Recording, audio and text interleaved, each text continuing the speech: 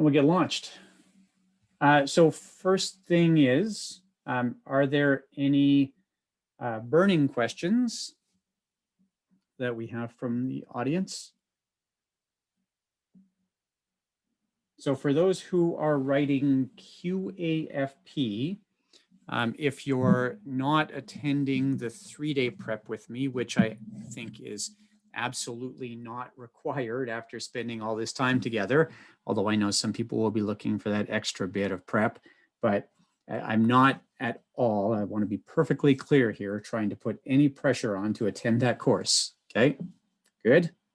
If you've made a decision not to attend, that's the right decision for you.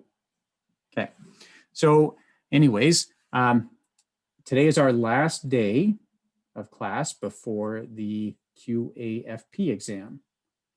Interesting, Sunil. Okay, I'm not surprised at this. Of course, we've seen an increase in cases in Alberta. I won't be surprised to see the same thing in Ontario, where, of course, there's been an increase in cases as well. And they have given that warning, right? They've done a couple things. They have warned people that you are likely to have cancellations. There's nothing they can do about those public health orders, right? And typically exam centers that are built for this kind of thing are not very COVID friendly. So I guess, Sunil, why not write at home would be my question here. I just don't see, I think you're going to find Lethbridge is going to end up having the same problem. I think you're probably making a plan that's at least on a shaky foundation. Do you think I'm wrong? Right. Okay. But what I would say to that, and I'm going to talk about technical glitches in a second here, Sunil. Technical glitches happen in exam centers and they happen for at-home writers. Okay. Yeah, that's the same situation essentially, Shauna, right? That we're not going to have Calgary, Edmonton available for exam centers. Okay, good. And I think Kelsey will vouch for this. Kelsey used to help with our exams when we used to do the MCAT exams at our facilities. And it's a true story, isn't it, Kelsey? We have technical glitches there. Mm-hmm. Yes. Yeah. Happens all the time. Mm-hmm. Yeah. And we hear it lots from students who are writing in exam centers. Server goes down or we can't log in or something like that. So I just don't think that you're, yeah. And is it just because of the technical thing, Michael?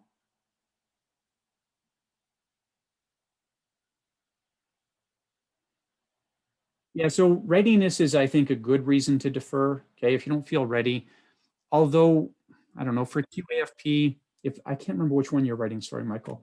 But okay, yeah, CFP, the readiness thing is a little more of a factor. I'm always concerned about that decision to wait, only because, you know, my question with that is always, what's going to change in sort of March, April, May, that's going to give you more time to be ready. Yeah, okay, that's fair. So if you've got some underlying health or stress issues or something like that, 100%. Get those things squared away, because yeah, you don't want to go into the exam in rough shape, right? That's true. We saw that with the discussion we had earlier with Suzanne. Okay. And I'm going to make the same comment here, Greggy. All right. Wait, where are you? I thought you were in Regina. All right, well, in PA. Why'd you choose Regina then? All right, that's such a further drive. Okay, yeah, so we'll talk about that a little bit, Shauna. FP Canada has a really good list on their website for that. Okay, but yeah, I'll show you essentially what's required here. All right. So, oh, okay, interesting. Interesting. I would be surprised, again, if they canceled Regina, Greg, I would be surprised if Saskatoon stays viable, okay? I think you have to be prepared for a write at home. So yeah, let's chat about this for a moment here. This is going to apply to everybody on the call to some extent. Sorry, Kelsey, do you have anything for us that's not bad news about exams before we get going? No, well, my only thing was just October 28th. That's the deadline to make any changes to your exam location. So this is a timely conversation. That's my only message for this morning. Yeah, now I think you're going to get a little bit of latitude around that based on, again, public health orders. But yes, that's the deadline for any planned changes to exam locations. Okay. Good stuff. November 6th is the extension if you want to postpone your exam. Yeah. Okay, perfect. Thanks. All right. Is it the 28th or 27th, Kelsey? Elizabeth has the 27th here. It doesn't make a huge difference. I'm just going to go triple check that. Yeah. Give me 1 sec. Yeah. Okay.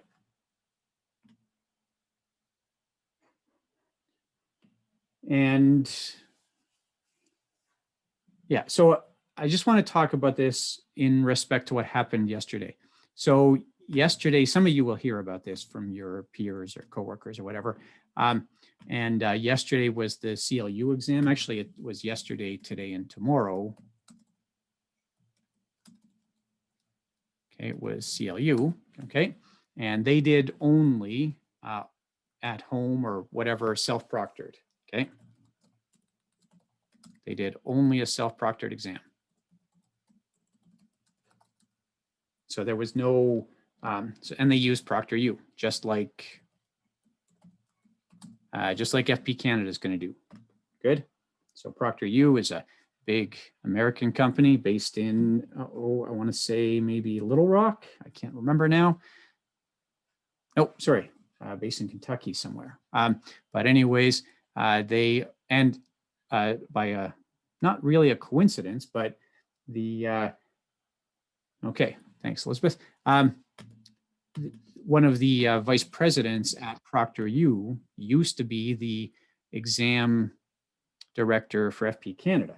So she certainly knows the score here with you writing your exam. All right.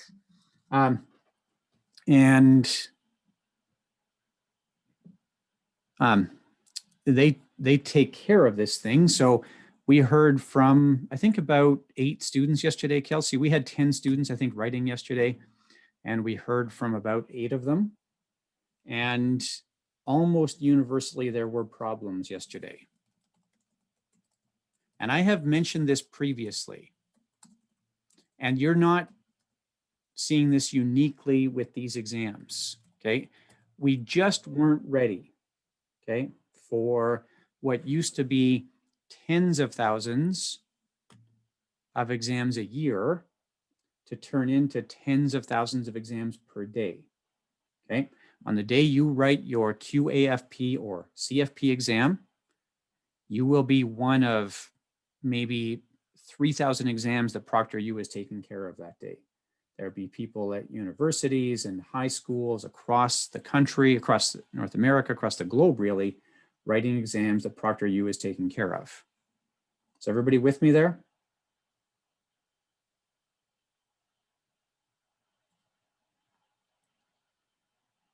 Okay.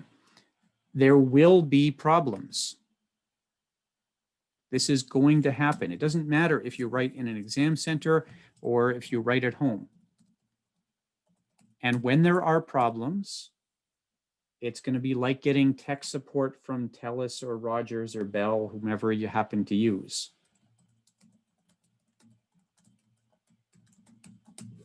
Is everybody with me there? Okay. It honestly, Michael, it will. Okay. It's just something to be ready for. Okay. It is a thing that's going to happen. Now, not everybody is going to have problems. Some of you will have perfectly seamless experiences, but enough of you will have problems that it will be notable. Are we all good there? So my recommendation, honestly, I don't think it matters, Jennifer. Okay, I'm going to say that I don't think it's going to change your experience that much, whether you write in an exam center or whether you write online. If you write in an exam center, I think you might expect that your proctor has some sort of special line to proctor you, and they won't. We had this, we used to use, so when Kelsey and I used to do this job as part of our old business model, we did this work with Prometric. Prometric is a direct competitor to ProctorU. And when students had problems, we just went into the queue. And thankfully, I didn't have to do this very much, but Kelsey would have, and just waited 2 or 3 hours for tech support. Okay. Again, that's correct, Kelsey. That's an accurate representation. Yeah, we would wait, but we would get seen to. It would always get fixed. Eventually, right? Yeah. The biggest problem is you have it. Now, this is why I don't necessarily like an exam center, because that means you're stuck in some uncomfortable environment, even if it is across the street from your house, right? You're stuck in some uncomfortable environment that you're not familiar with, and you just have a bunch of other people who are writing the exam staring at you. Good. So that's my hesitation about writing in an exam center. Now I'll show you why I don't like writing at home in a moment, but that's my first comment. So yeah, it very much is the case, Brad. You are not going to have a perfect experience. And basically the way this works, FP Canada has a published policy, and I might not get the published policy exactly right. It's in the Guide to Examinations. I showed you the Guide to Examinations previously. But there is a published policy about lost time. And I want to say, and again, don't take me at my word here, I believe that it's 15 minutes or less. And basically we say that's too bad, that's your loss. And 15 minutes or more, then we get added to the exam time. Okay, I believe that's what they're doing. Okay, and it's true about you. You can't get up, walk around, whatever the case is, unless the proctor specifically says, hey, this is going to take a while and sends you out. Okay. All right. It's just they have to do something, Shauna. There's got to be a policy here. And I don't think that 15 minutes is that bad, honestly. Okay. So I get that, Shika, but your exam shouldn't come down to that. We're going to talk about time management. Oh, we're going to talk about time management today. I have it on my list. We're going to talk about time management today. And so 15 minutes, yes, if you hit exactly 15, that's a problem. But generally, these are going to be like 7 to 10 minute windows. So don't think about 15 minutes here, right? That's not really what it is. It's maximum of 50. And I just said, I don't even 100% know that's the policy. All right. So go read the Guide to Examinations, okay, which you have to do anyways. Okay. This is literally something that you sign a document saying that you've done when you sit down to, when you register for the exam. Okay. Good. So reading this is part of your prep for the exam.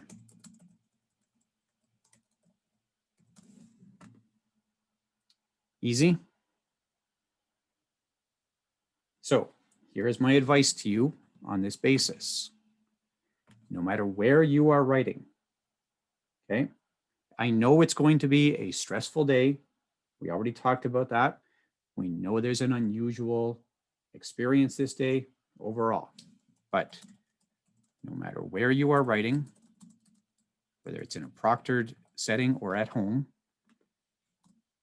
be prepared for difficulties. Okay.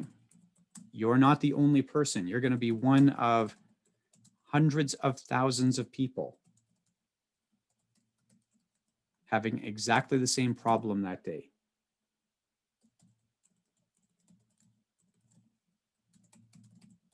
Okay. Everybody with me here? There will be some 19-year-old university student who doesn't have the ample life experience you have,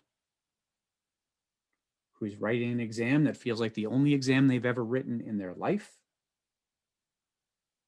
That person will be panicking, sweaty. They will have stayed up all night studying, all that kind of stuff. Good?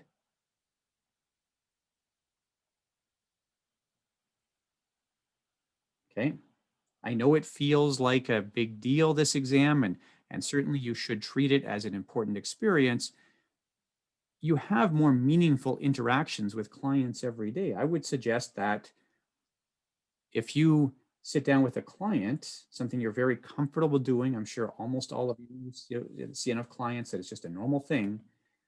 You sit down with a client and you tell that person something that is out and out wrong, the consequences here could be that that person becomes financially devastated for that. That's a higher consequence than failing an exam, isn't it? Or than an experience on an exam. Isn't that right? We hold our clients' financial futures in our hands every day.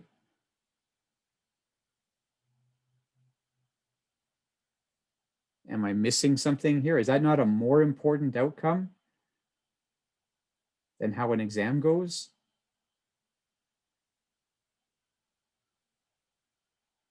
Okay, so in terms of the stress you're experiencing, I get it. I'm not saying you shouldn't be experiencing stress. It's an unusual experience for you to be writing an exam like this. But I would suggest if you really compare the consequences of writing this exam to the consequences of much of your day-to-day dealings, I hope it creates some perspective. All right. Okay. Yeah, that's what it is, Trevor. It's more that it's an unusual experience than it is the sort of weight of the experience. Okay.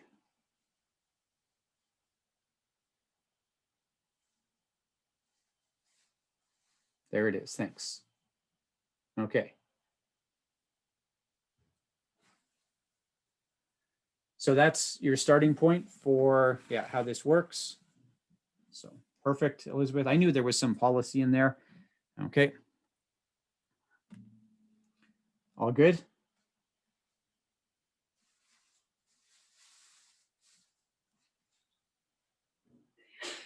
Okay.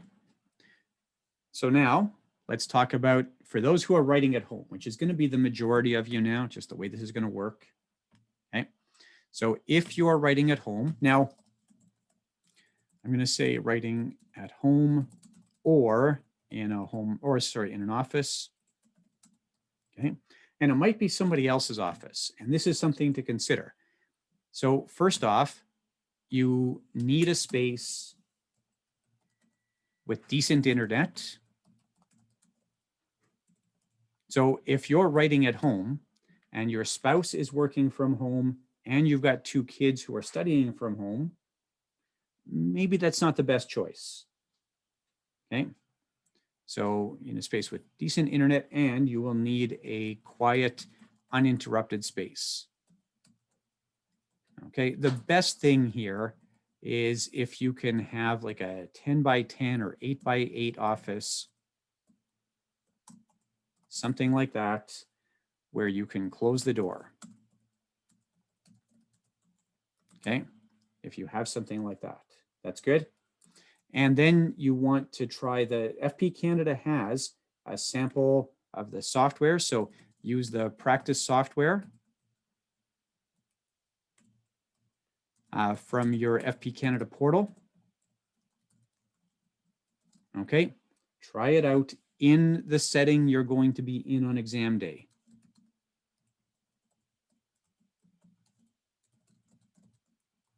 And the sooner you do this, the better this will go. Okay, generally speaking, you're going to have the following restrictions. So you'll need a computer with a laptop, or sorry, with a camera. Okay. No, not the practice exam, Kamal. Okay. Specifically the exam software. Okay.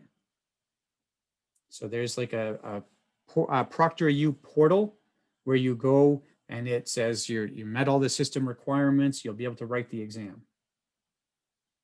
Okay. We'll talk about the practice exam in a minute here. Okay. So you need a computer with a camera. You need an up-to-date web browser. If you're on a corporate computer where you get the update pushed to you every 6 months and you're still using Internet Explorer, you won't be able to use that computer. Okay, yeah, not a big deal, Mel. You just have to do it, right? Okay, just has to get done. Everybody's with me there?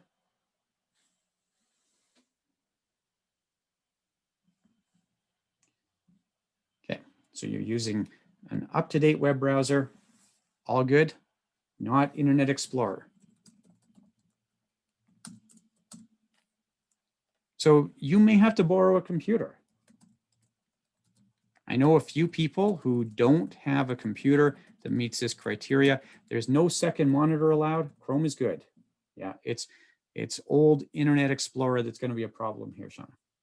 Okay, no second monitor, no tablet alongside you, nothing like that. Okay, no phone, no Apple Watch.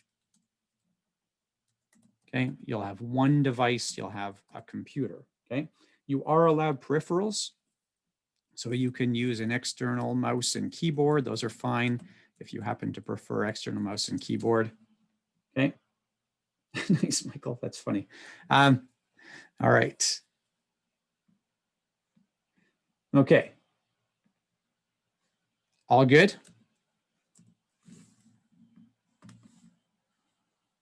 Okay. And they do have the full set of technical requirements up on their website in your portal. Right. So a second monitor would not be permitted. Shauna, that's exactly right. You have to use the monitor that's on board with the device you're using. Okay. I think, Connor, I don't know, I'm not a techie person enough to know the answer to that, but I believe the problem is that with a second monitor, then it becomes impossible to tell what's actually happening on that second monitor. Okay.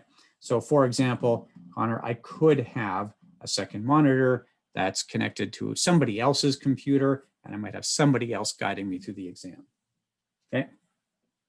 That's good. There's no way to see what's happening on your second monitor, right? That would be my guess, Connor, but I'm not an expert in exam cheating. Yeah, you do. But again, with the second monitor, I could easily flip back and forth between displays. Okay. Oh, that's okay. But you did that for FP Canada, Kevin, right? That was as a volunteer for FP Canada.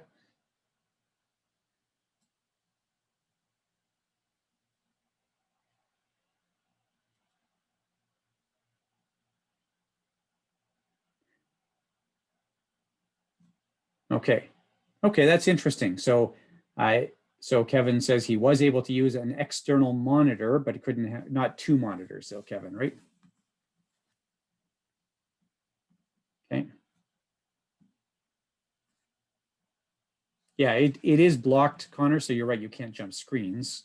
That's not how I would do this though, Connor, if I was using a second monitor.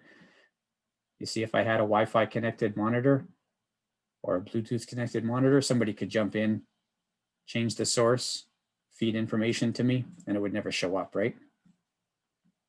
And that's not the same as switching screens.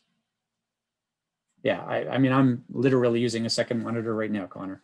But it does sound like if you can disable, if you're techie enough to disable your laptop monitor, it sounds like you can still use that second monitor. Okay. All right. Okay. Oh, so you use like a docking station, Sue?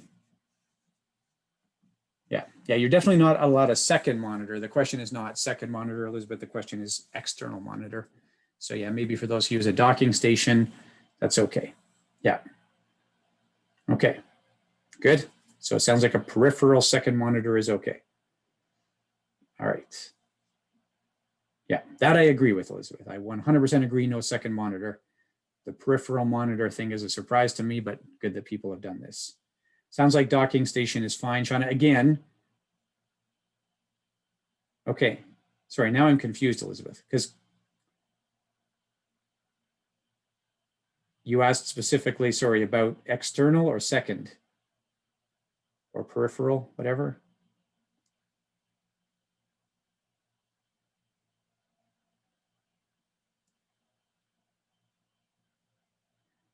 I don't know. Now we have conflicting information. Okay. I would suggest, based on this, I would reach out to FP Canada and ask about the exact setup you're intending to use. Okay. Good.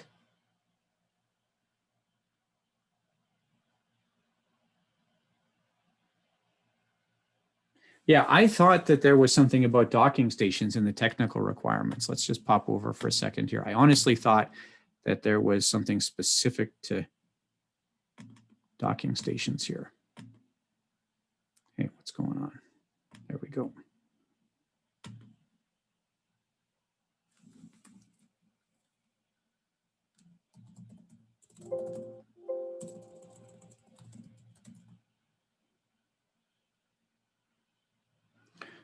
That's not what I want.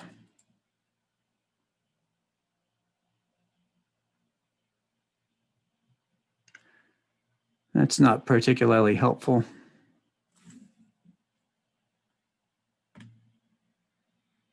Yeah, I think I would reach out to FP Canada.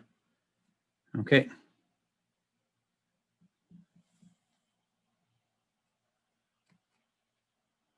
All right. Yeah, I see that exact comment here. Kevin, that sounds to me like no second monitor on a docking station. All right.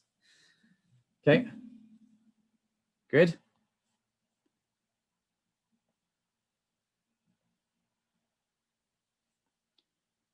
All right, perfect. Okay, now my second part of this is once you know all of this, once you have all your technical requirements in place and you've tried the practice software,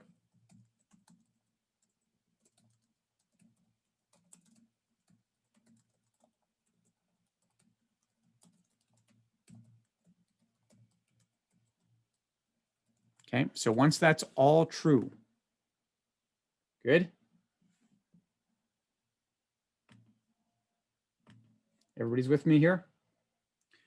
Now, at some point, about, we'll say 10 to 14 days before the exam, okay, sometime in that vicinity, about 10 to 14 days before the exam, you write a practice exam. Okay, and it might be any of 3 practice exams. It might be the BCC exam 1 or BCC exam 2 or your FP Canada practice exam, or if you happen to buy the Exam Success or Go Bay packages, whatever else. Okay, whatever. Do one exam and you write it in as close an environment as you can get to what's actually going to happen on exam day. Okay, so if you're writing QAFP, then you're going to block aside about 4.5 hours. That's good. You start a timer.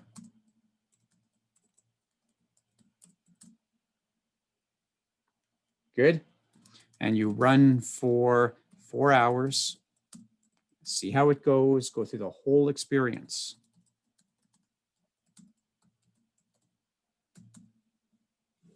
Is everybody with me there? And that's going to be your best indication of any sort of problems. That's how you're going. Now, you're going to know a bunch based on this. You're going to know if your time management strategy is right. Okay. Yeah, so that's fine.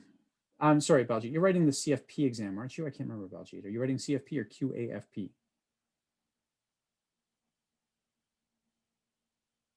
I just don't remember where you're at, Baljeet. Sorry. Yeah, that's so. Remember, Baljeet. Okay. Look at my comment. You see if you're writing QAFP. Are you with me here? You see that, Baljeet? Okay, remember we're in the combined class for CFP, QAFP, folks. Okay, if you're writing CFP, then you would do the same thing. You would block 3 2-hour windows. Okay.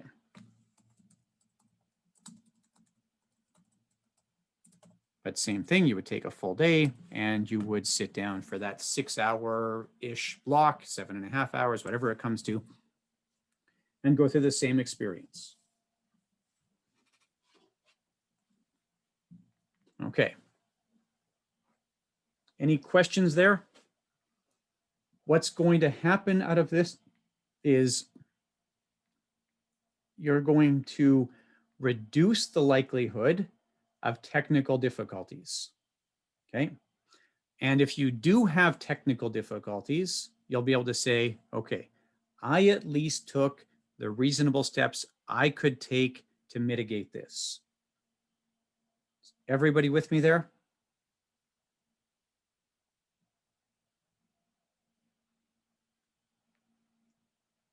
And then when stuff goes wrong on exam day, which it will, okay, 45 of you on the call, 15 of you will have problems on exam day. Maybe 22 of you will have problems on exam day. Good? It is going to happen. Oh, there you go, Elizabeth. All right. Okay. Yeah, I don't know if it's going to be any better come this spring, Michael. We'll see what happens, eh? Okay. I actually am grateful for that, Elizabeth. I hope that the changes are all for the better. What I was told by FP Canada leads me to believe it will be. Okay. All right. That's good. So yeah, that's good news in my mind. Elizabeth, that practice exam needed some updates. Yeah. Okay.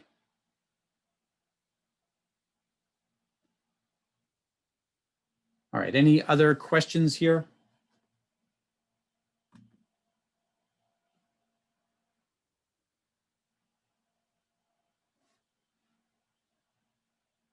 Okay, perfect.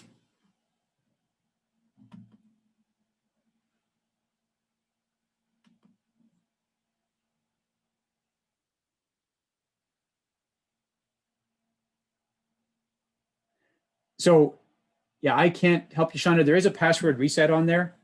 But if you just email, oh, I think I'm going to get this right, Shauna. We're still getting used to it. bcchelp@weknowtraining.com. Send them an email right now, and Martin or Morgan or Jenna will be back to you probably by the end of class here. Okay. If you can't get the password reset to work. All right. No, everybody has the same practice exam. Everybody also has the same final exam. Okay. Okay. Now, is there anything else that anybody knows they want to have a look at that's not covered on today's agenda that we didn't just talk about?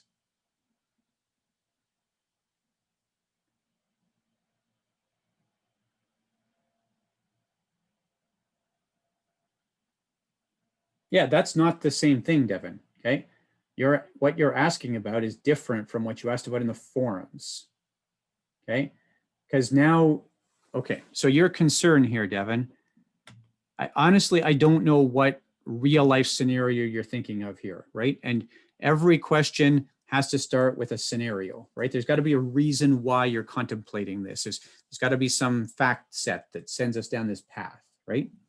So with an RESP, it would be normal to name joint subscribers, right? Normally both parents as joint subs. Everybody agree with me here? Okay. So then the concern is if one dies, okay, if one of them dies, the other is now sole sub. That's right. And on first death, you would have no probate or anything like that. It's a joint subscriber, so it's not a probated asset on first death. Everybody's with me there? The concern I would have here is if the second dies. So now when the second dies, or if they die in a common disaster.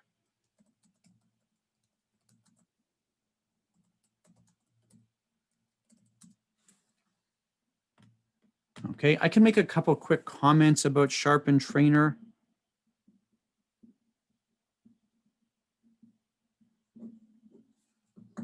All right. So when the second dies, or when we have a common disaster. Okay, you with me here? This is where I no longer have a subscriber. Agreed? So the question now is, who is your new subscriber? And that's really the question you're asking, Devin, right? I think that's what you're asking me.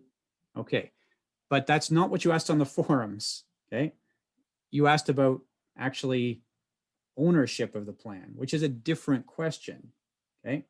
So the subscriber here, ideally, my will indicates, so the last to die, okay, does the will indicate who the subscriber is?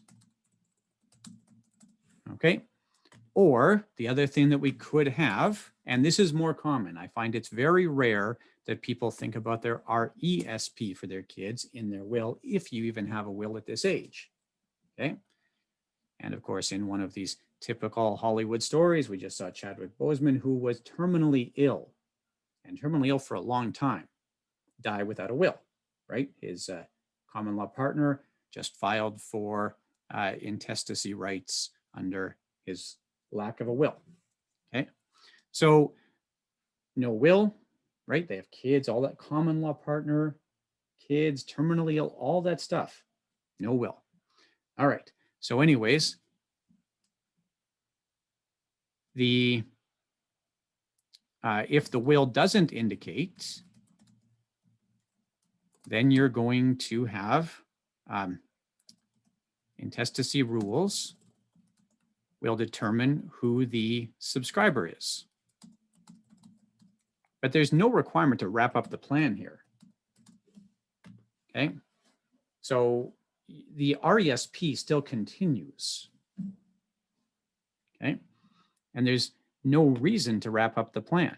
In both of these cases, you still have the RESP. Now, you might have a funding issue. I don't know who's going to put money into the plan. I don't know where money is going to come from. And that's something else you would want to contemplate. But that's it. And now this would be probated.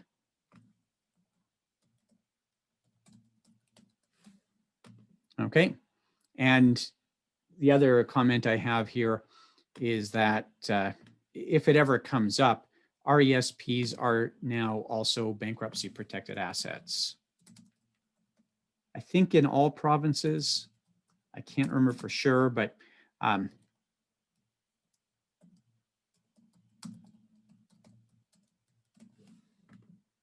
least in most provinces today, the RESP is also bankruptcy protected. So you wouldn't be concerned if your estate had to declare bankruptcy, for example.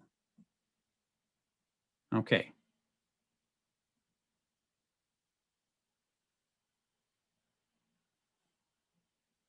So trusts are not inherently bankruptcy protected, Michael. You always have to determine whether they're revocable or not. And RESPs didn't used to be, okay?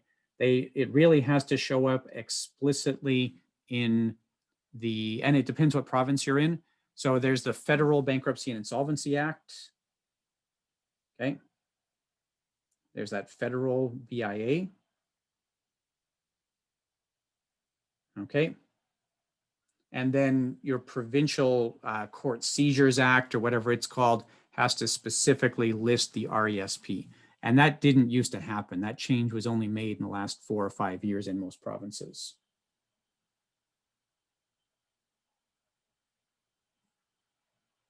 So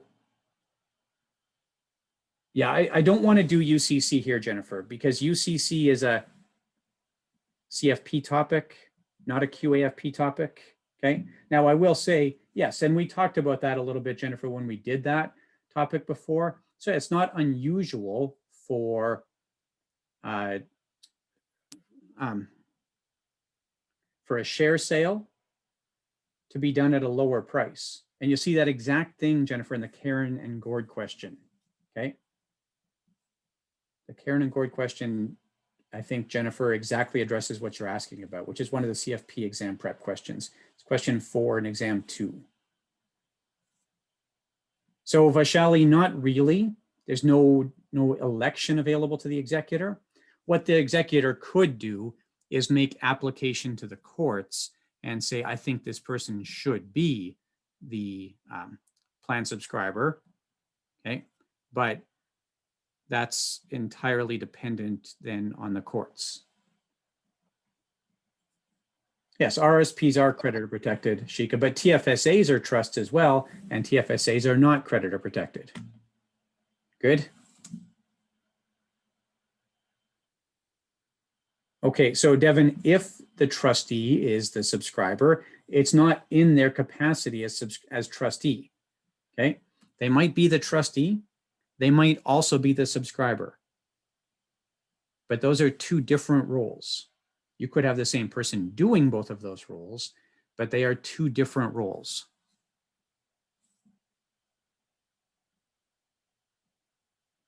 Okay, right. And there's no reason to have it in the trust. There would be absolutely no benefit to doing that, even if you could do it. It's already a trust.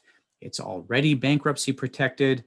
It's already set up for the benefit of the kids. It already has tax advantages, right? I just can't see why you would ever even want to hold it in a trust. Okay.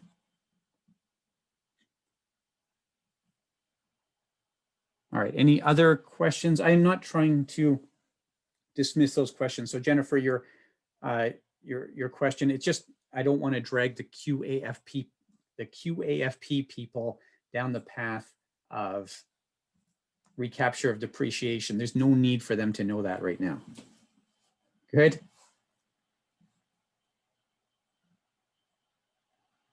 All right. Okay. Any questions there? But the short answer to your question is yes, it is normal to have some discounting if you sell shares versus selling assets. That's very typical. Okay.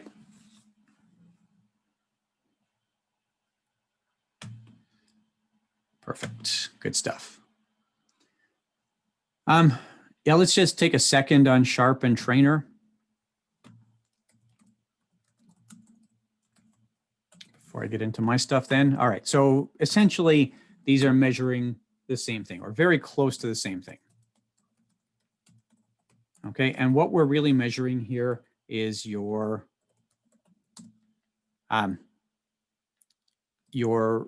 return based on the risk taken.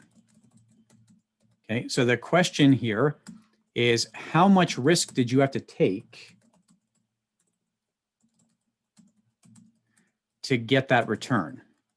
Okay, and it's a relative calculation. It's always relative. I'm always comparing two investments in order to determine whether or not I took the sort of right amount of risk to get a given return. Okay, so for the sake of argument here, let's say that I have mutual fund A. Okay, and mutual fund A, I had a return. So within the period in question, and whatever that is, I got a return of, let's say, 6.5%. That's easier. I have a return of 6%. Okay, and this fund had a standard deviation of, let's say, 8% within the period in question. Okay, what that means, of course, is that statistically, during the period in question, if we bell curve this out, okay, if we think about a little bell curve here,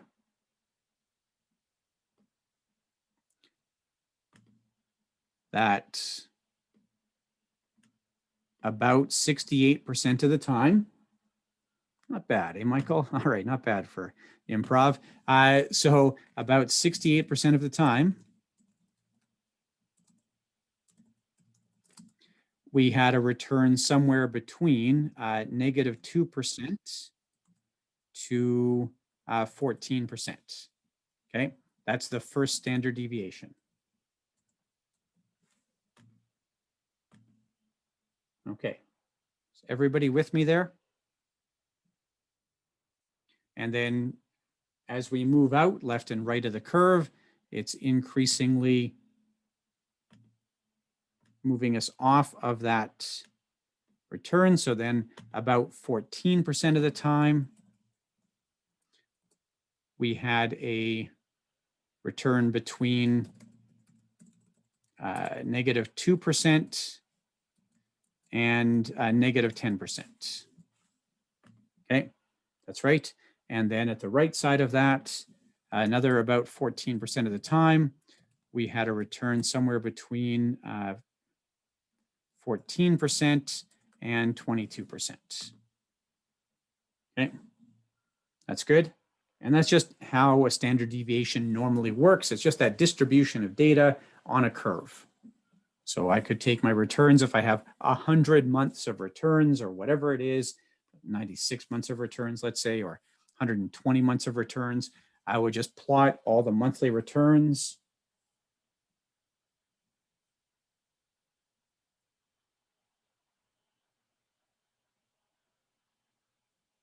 on that graph. Yeah, so Trevor, you're right. I could have said 95.45% of the time, I have a return between negative 10 and 22%, right?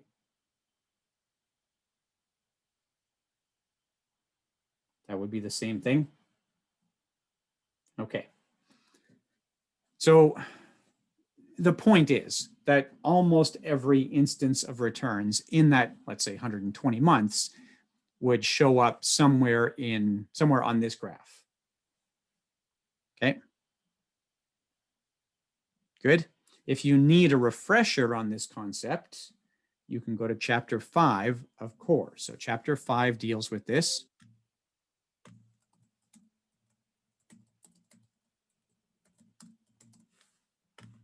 Okay.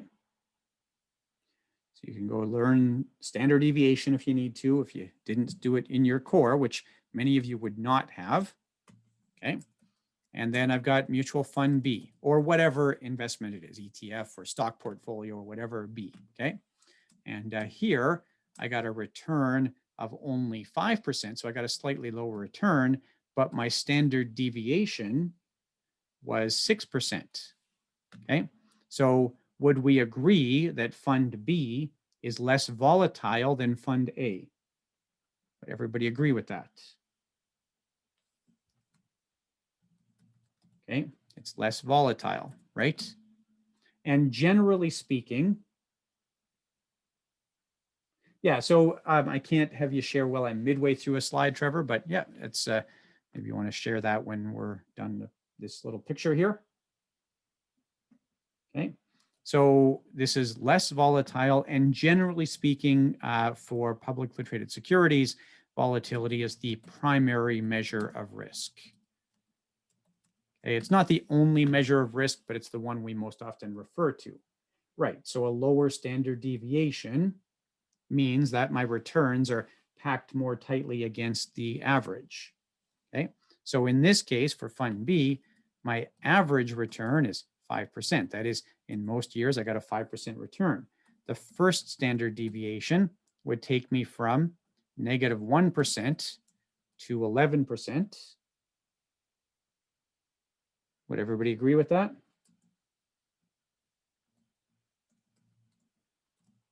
And the second standard deviation would take me from negative 7% to as high as 17%. Okay. Everybody agree with that? So if I'm sort of graphing out the volatility for these two funds, if I look at Fund A is going to, that didn't work, Fund A is going to have essentially bigger swings, and Fund B is going to have smaller swings along the way. Okay. Would everybody agree with that? So for my investor who is risk averse, of course, that question of volatility becomes quite important. And then there's the question of why do you take a risk?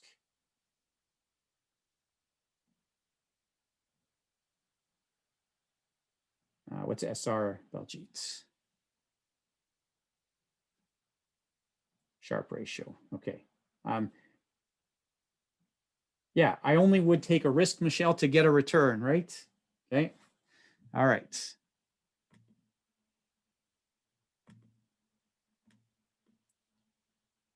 So I take a risk to get a return. That's it. Okay. And so if I'm not getting a return for that risk, then why did I take it?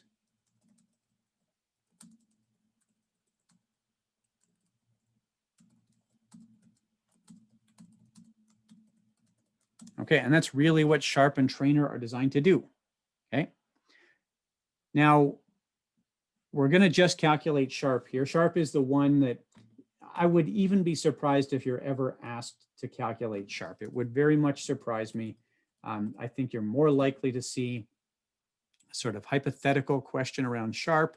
For example, where you have Fund A and Fund B presented, you might even be given the Sharpe ratio, and then you're going to have to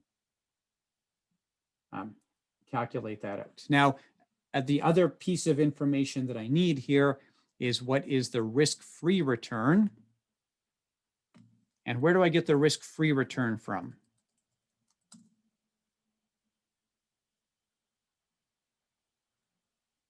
That's my 90-day T-bill is the rate we normally use for risk-free return, okay?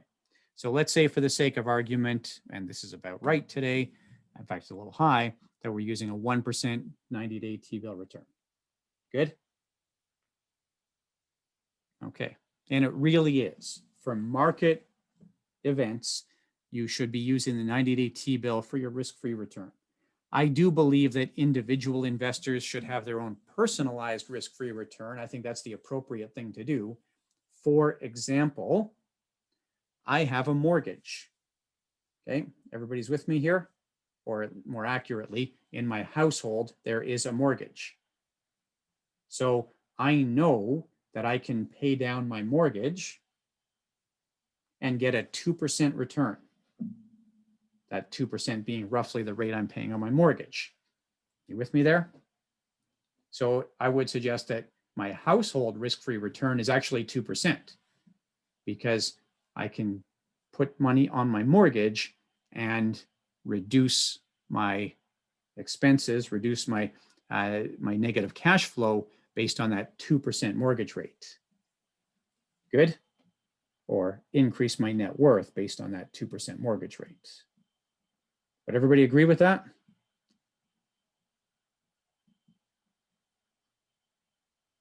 If I'm carrying 20% credit card debt, then I would suggest my household risk-free rate is 20%.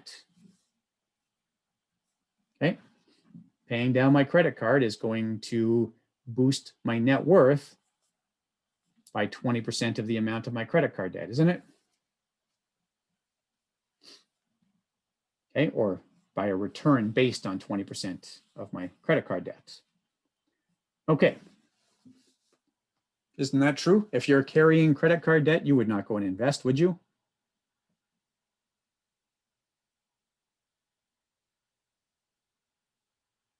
Okay, I hope not as well, Michelle. All right.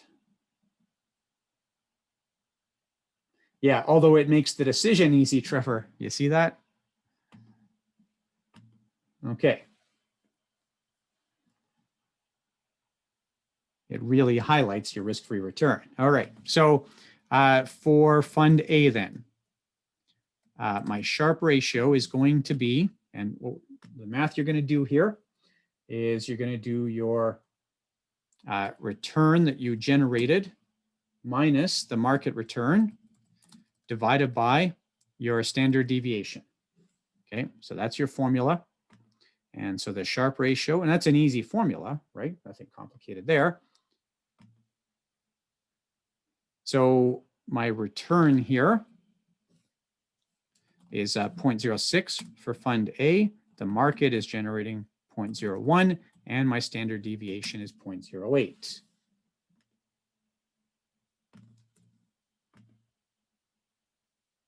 Yeah, I don't think so, Chris. I don't think so. But if you're going to memorize something, I guess, I don't know, whatever. I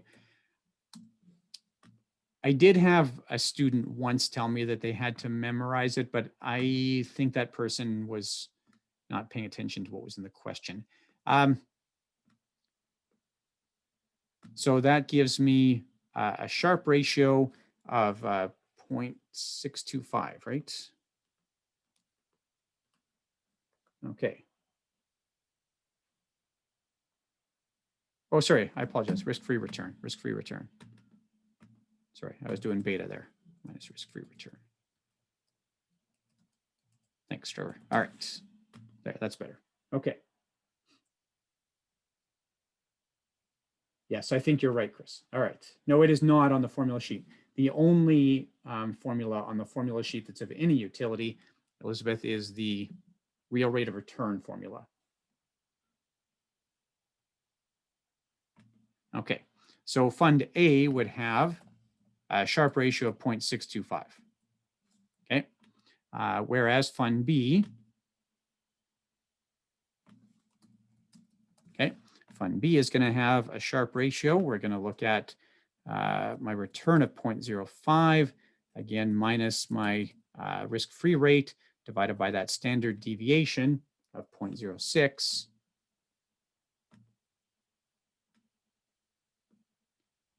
And that gives me 0.04 divided by 0.06, or a Sharpe ratio of 0.666 or 0.667, whatever. That's good. So for which fund did I get more return per unit of risk? Fund B, right? So fund A gave me 0.625 units of return per unit of risk. Okay, exactly that, Shika, right? And then fund B gave me 0.667 units of return per unit of risk. All right, that's all good?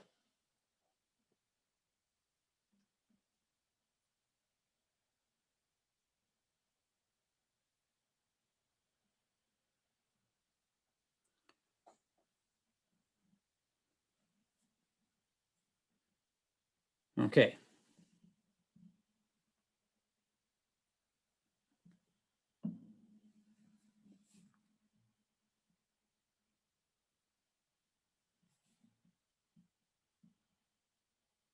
So Fatima, that's an advanced topic. That's only one for your CFP exam. Okay, you're not going to see that on the QAFP exam. And yeah, by default today, I'm only doing things that I think are, in fact, I'm not doing anything today that is explicitly for the CFP exam. Okay, so that is a CFP exam topic. Good. So if you have questions about it, Fatima, you can post on the forums. Okay.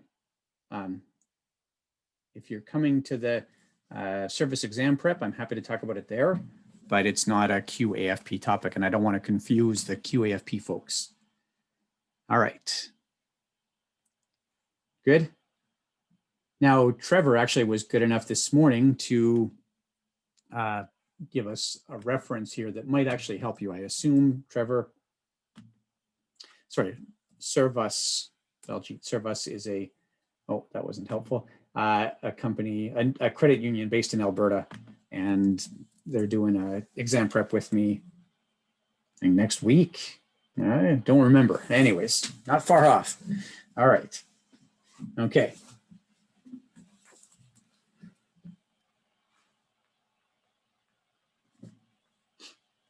So yeah, you might find that helpful for that very question. Yeah. Yeah, I'm looking forward to it. I always have fun with those exam prep classes like that. Okay. Good. So now let's roll into puts and calls. Oh, and just caution here. What's going to happen here? So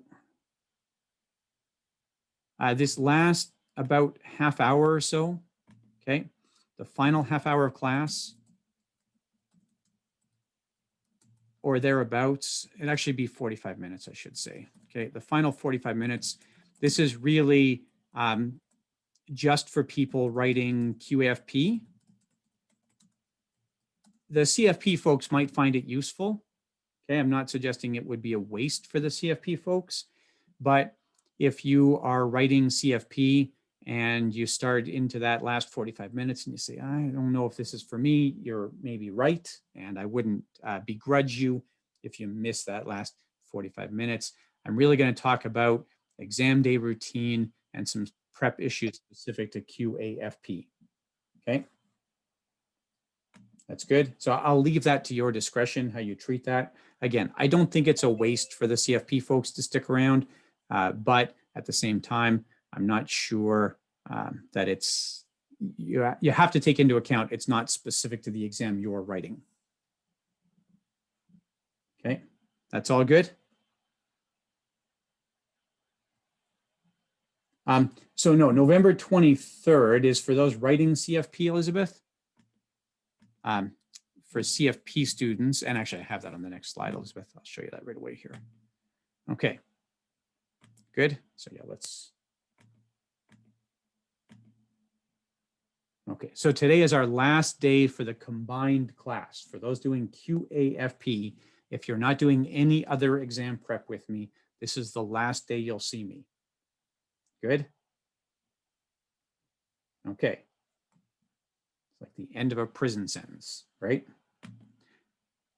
We do have class on November 23rd, Elizabeth, for those writing CFP, and this is only for the CFP writers. Okay, and that was always the intention. That's always been the schedule. Well, 1 to 3 days before the actual exam, Shika, right? I actually am not a huge fan of doing a class that day, but we scheduled it before the schedule was known, and I didn't want to cancel it then. So, okay. Yeah, honestly, if you're writing on November 24th, I would recommend not attending this class. Okay.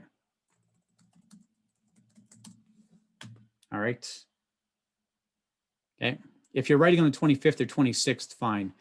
So this is for Shauna, only the CFP class. You're in the CFP class too, Shauna, right? So your original schedule, right? You started with us back in May or whatever it was. So when you got your schedule in May, we thought that the CFP exam was going to be on the 26th of November, if I remember right. These are going to be the 25th or 26th. It would have been 26th, sorry. And so we had a class scheduled here. And then when we got the actual schedule, we had this sort of discussion about whether or not to cancel that 23 November class. And we figured, well, people signed up for it, so we're going to leave it. Okay. But honestly, if you're writing on the Tuesday, the 24th, do not come to class with me on the 23rd. It is not a good thing to do. Yeah, perfect. So no, Baljeet, because I have no other days. Okay. Every day of my life between now and the day you write your exam is chock full, including I have even some weekend prep days. Okay. Yeah, it'll be the same schedule, Shauna. It's exactly the same as today. Okay. No, they're not, Jennifer. Everybody writes the same exam. Yeah. Everybody writes the same exam regardless of what day they write. So Jennifer, this is where, and it's a good question to bring up, for those who are writing the CFP exam, you really have to make sure that you are good with your ethics here, okay? And I'm going to ask a favor for everybody writing the CFP exam, okay? Here's what's going to happen. You're going to make everybody else's life easier by doing this. Yeah, there you go, Shika, right? So here's the deal. I'll use Shika as my example then. Okay, so Shika is writing on Tuesday. Good. And Shauna is writing, sorry, Shauna, I don't remember how to spell your name, but Shauna is writing on Wednesday. Okay, easy. So here is what you're not going to do, Shika. And Shauna, you're not going to do the same because there's another group writing on Thursday. Okay. So Shika's going to feel like at the end of the day, it's a good idea to go post on Instagram or something like that. Okay. So she goes and posts on Instagram. She says, wow, that was, here, sorry, Instagram, I'll spell it out here. Instagram, she says, wow, what an experience. Okay, I had just enough time and glad I never have to do that again, or something like that. Okay, I don't care. I don't care at all what the comment actually is. There is nothing here that is going to make Shauna's day better. Okay. Everybody with me here? Nobody who's writing the exam wants to hear, read, see anything about your experience writing the exam. Everybody with me there? I don't care how innocuous you think it is. Okay, I don't want to read, glad I can sit down now with a glass of wine and relax. I don't want to read a single thing about your exam experience.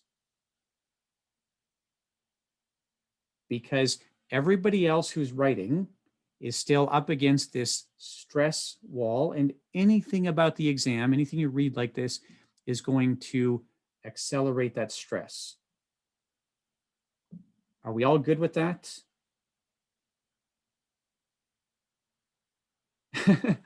Beautiful, Michael. All right, so you're going to refrain from any discussion of the exam, okay, until the end of day Thursday. You can save your 280 character super witty Twitter response until Thursday. Okay, everybody's good there?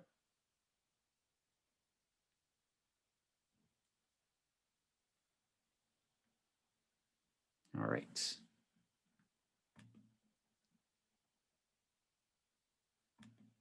Okay, now to Michael's comment, yes, it is also a non-disclosure exam. And this is true, I don't care which exam you're writing. Okay, and in fact, so Kevin, you participated in the practice exam, right? And you signed a fairly strict non-disclosure when you wrote that practice exam. Okay, it's the same here. Okay, you have essentially by default signed a non-disclosure. So do not discuss the questions or content after the exam.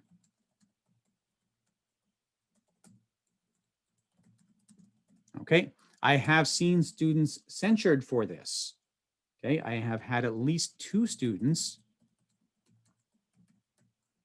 censured for this. I've had a couple things happen here where students discussed this in a sort of quasi-public forum. And then somebody else came back and said, hey, somebody's actually posting about the exam here. And FP Canada goes and does an investigation, and it's not hard to find out because this person posted it in a forum. And then they either cancel that person's exam result or make them wait an extra 6 months to obtain certification. Okay, good.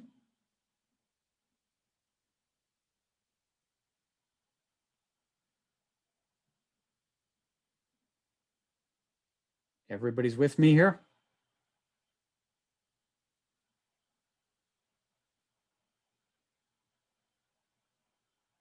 That's easy, isn't it? We can just not talk about the exam. All right. All I want to hear from you after the exam is about your sort of overall experience. I like to know if people had enough time. That's a nice thing to know. I like to know if you employed some of my exam writing tips. That's a nice thing to know. And ultimately, I'd like to know whether you passed the exam, okay? Or when you pass the exam. All right.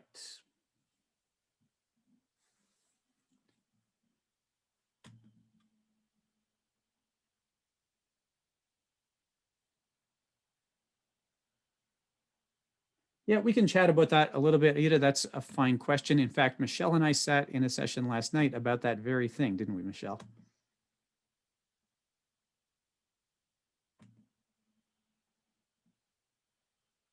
Okay. I actually don't know, Aida, how much this matters for OAS. So what you're really asking here, you've got sort of two overlapping questions on a timeline. Is that a fair comment? And this is absolutely a valid question. This is a really solid financial planning question.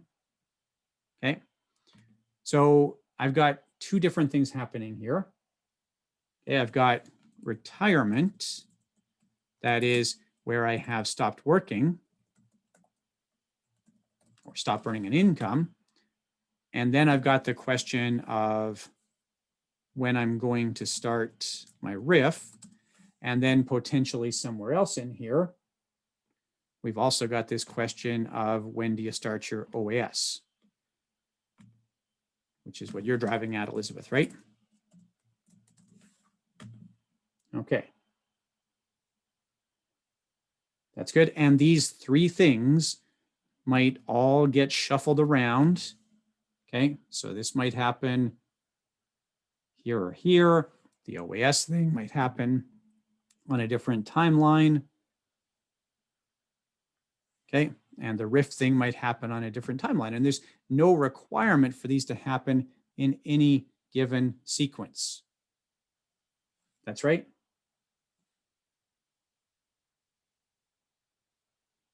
Okay.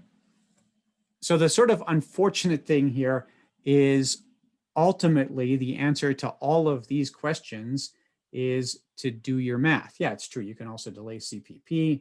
So we can talk about CPP as well. So I'm going to start with my low income scenario. Okay. Happens to be what we chatted about a fair bit last night. So I've got a 60-year-old with low income. Okay. All right. Everybody's with me here? Well, the calculation gets done in January, Baljeet, right? But the withdrawal doesn't have to happen until December. Okay. Sure does, Sheik. Absolutely. So I've got a 60-year-old with low income. This person is likely to have low CPP and good OAS. They have their 40 years of residency in Canada, or they meet a treaty requirement to have a conversion of residency from another jurisdiction. Okay. And this is unfortunately a fairly common scenario. And this person has a small-ish, okay, they have a small-ish RRSP. Maybe they've got $50,000 in here. Okay, so what other source of income, if that's all this person has, that is literally the entirety of their retirement assets, what other source of income are they going to have? They're going to qualify. Now, Shika, you're right. If they have an older spouse, they would qualify for the allowance. Okay. They would qualify, though, almost certainly for guaranteed income supplement. Okay, so they will qualify for GIS. That's good. Yeah, exactly. And it's the same as with their OAS, right? Shika can't take OAS before 65. So we know that they will have good OAS and their GIS at age 65. Okay, that all makes sense? Okay, so let's say that this is all true. We're all good here. Easy enough.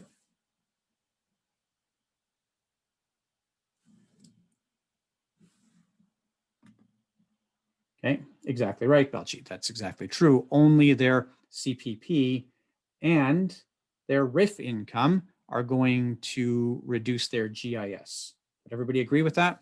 Now they'll also have provincial benefits. Shika's right here.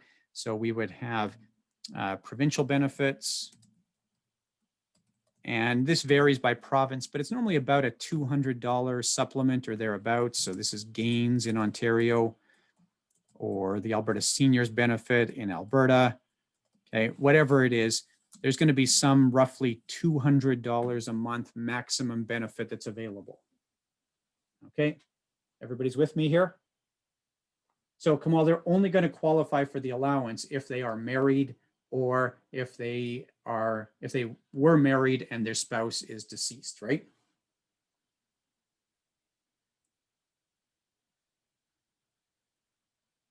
Okay. So this person is just 60, they have low income and they are working. So let's say they work and earn $22,000 a year. All right, and working with my own low income clients, that's all I deal with. My financial planning clients are all low income folks.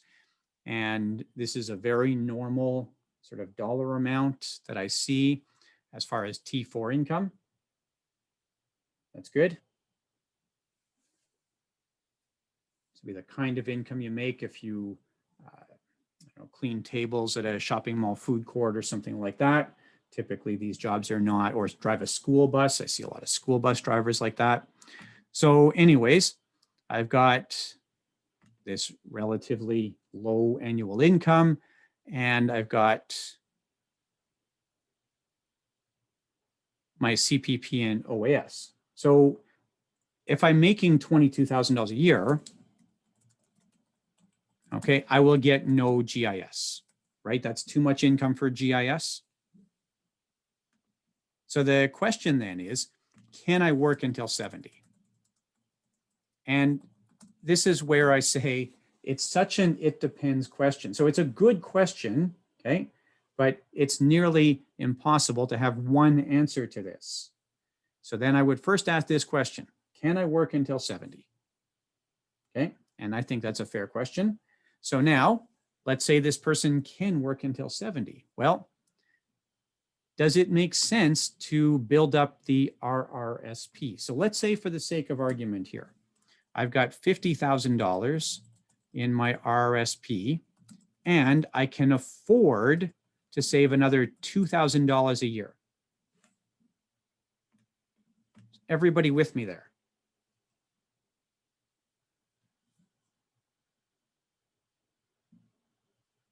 Does that make sense?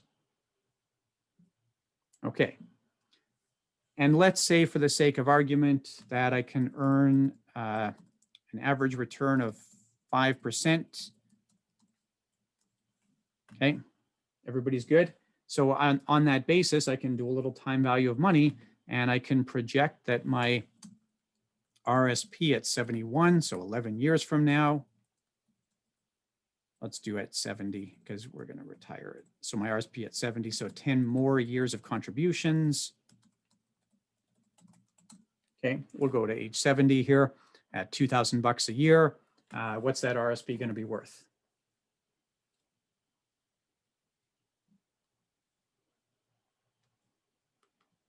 Okay, so hang on to that thought, Michelle. Michelle and Elizabeth are exactly 2 steps ahead of me here. All right, so I'm going to have this RRSP at age 70, 106.6 Kamal, I'll buy it. And we know that you're going to have about a what's going to be 5.28%. That's going to be your minimum withdrawal at age 71. Everybody's with me there?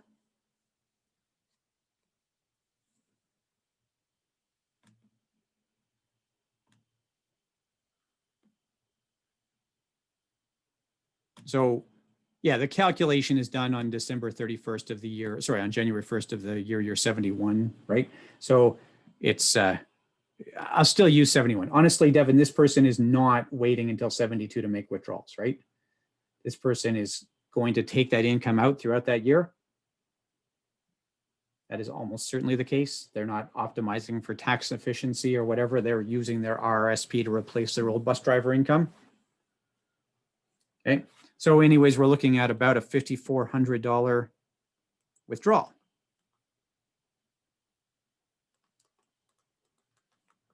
$5,600, sorry, $5,630, let's call it. And everything here is fairly approximate, but that's about a $5,630 withdrawal that year. Okay, and keep in mind, this person will also have their CPP. Now let's assume that they delayed to 70, so they could get their plus 42%. Okay, and if you can afford it, I'm a big fan of that. Not everybody should do it, but I think that's a valid point here, is we want to try and increase that. And this person has then, call it, let's say $800 a month is what they're getting from CPP. And they're getting their OAS, which they also delayed to 70. Okay, and as a result, they are getting about the same amount, actually, about $800 a month from OAS. All right, everybody's with me here? My amounts make sense? Okay. Now, do you see that in order to answer this question, I have to actually be pretty comprehensive, right? I can't sort of gloss over the details here. I have to know, or at least I can't gloss over big sources of income. Look at all the stuff I brought into this question so far. Okay. So the GIS, and we'll talk about that in a second, Elizabeth, the GIS benefit excludes your income from employment and self-employment, right? So your bus driver income, and it excludes the first $5,000 from any calculation, and then the next $10,000 is at half the normal rate. Okay. So nothing here would be excluded, although, Elizabeth, if this person continued to drive bus a little bit, they would be okay, right? So if they said, well, I can't work every day anymore, but put me on call and I'll come in when somebody is sick, maybe they make $3,000 or $4,000 a year, that's okay. So you could, Kamal. However, if you did that, do you see, Kamal, that you would be now probably relying on a smaller CPP and also relying on a smaller OAS. Agreed? Because yes, exactly, Shika, you would have had to start your OAS to get that GIS. Okay, that's good. So Kamal, I can't decide to wait for my OAS, but start my GIS at 65. That's why I have this person working until 70. Okay, that's good. And again, this is a very normal thing for low-income folks who are at or close to retirement age, that we're really going to try to optimize the number of years this person works. Okay, all good? So the problem I have here, when we think about an RRSP withdrawal, we normally think about taxes, right? Yeah, that's true, Melanie. That's exactly right. We'll see that in a moment. Okay, I'm just concerned about sources of income right now. So this is going to be taxable. Agreed? And depending what province you're in, this is going to be between about 20% to as high as 31%. Okay, somewhere in that ballpark. Good. And if I take my CPP amount, that's also taxable. So take that times 12, that's $9,600. And take my OAS amount times 12, that's also $9,600. Okay, for somebody age 65 plus, assuming they are not disabled, that is going to wipe out their tax credits, right? That's going to be essentially the sum of their tax credits. That's going to cover the basic exemption plus the age credit. Okay, those amounts are going to come out to about $18,000, depending on the province you're in, of tax credits. Okay, good. Now, what tax credit can I qualify for based on the RIF withdrawal? So if I take my RIF minimum, what's the other tax credit I'm going to get? It kind of is, Michael. Yeah, the system is all somewhat integrated. I'm going to get the pension credit, exactly. The age credit is about 7,600, Elizabeth. It's the pension credit you're going to get here for another 2,000. Right? Oh, nothing to be sorry for. All right. So much going on this page, isn't there? And this is only one person scenario. So now I've got the $2,000 pension credit. Fine. So maybe I don't have to pay tax on the whole thing. The bigger concern is that this is going to, it's not exempt for GIS purposes. Okay, so the tax bill is one thing, but my GIS concern, okay, I'm going to lose at least 50 cents on the dollar for this. Okay. Is everybody with me there?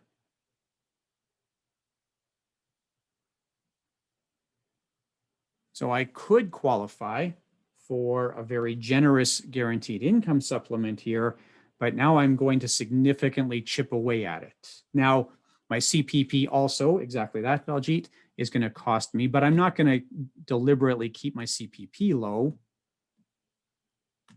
Okay, and I'll show you what I would, in fact, Michelle already told us what we should consider here. So CPP also creates a clawback, but I can't really do anything about that. I want my CPP. Now, does that mean we shouldn't be saving for retirement?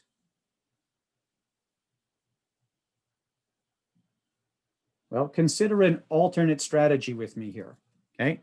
Consider instead, how about something like this?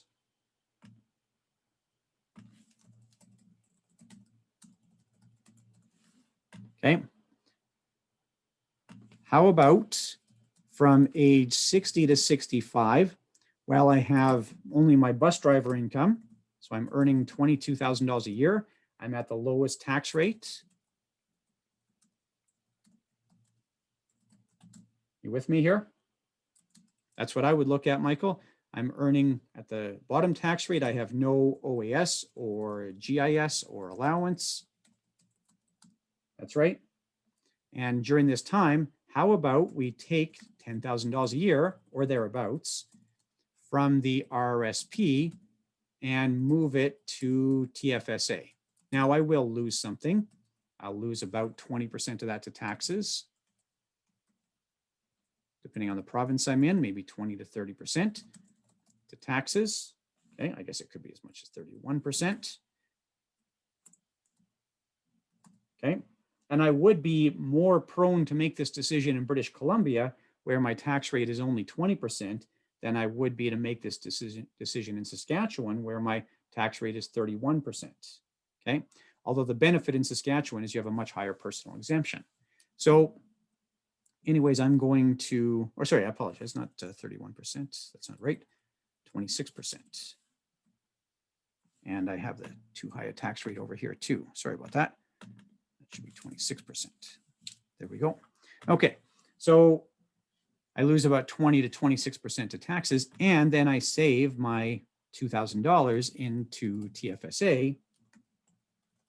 Now, by doing so, I don't get to deduct it.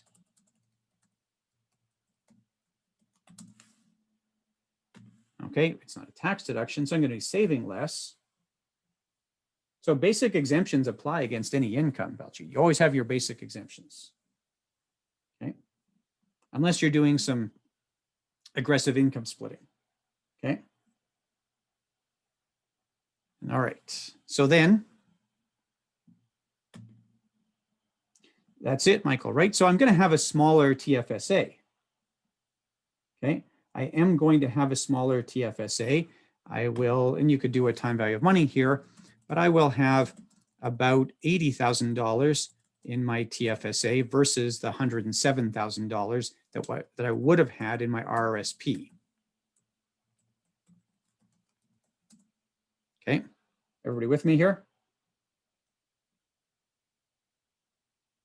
I'm not reducing taxes, Shika. That's not my goal here. That's not what I've done.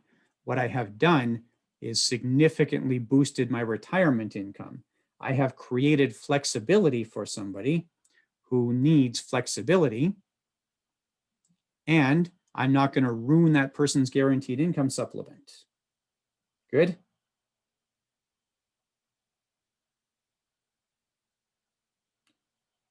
Okay.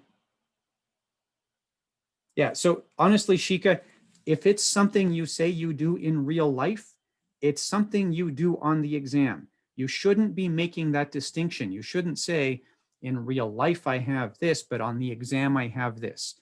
That is an unhelpful distinction to make. Okay? But you have to riff to do that, Baljeet. And you're right, Kamal. You could spread that out over 10 years. My only concern, Kamal, with spreading it out from 65 to 70 is, am I potentially shooting myself in the foot if I have to retire earlier than expected? Okay. All right. That's good. Okay. But maybe I'm not, Kamal. So maybe I could take maybe 8,000 a year from my RSP here, and then take maybe 4,000 a year from age 65 to 70, something like that, right? To use the pension credit. All right. It's true, Shika, they're always a year trailing, right? So you're always basing it on the year prior's income. Absolutely a valid point.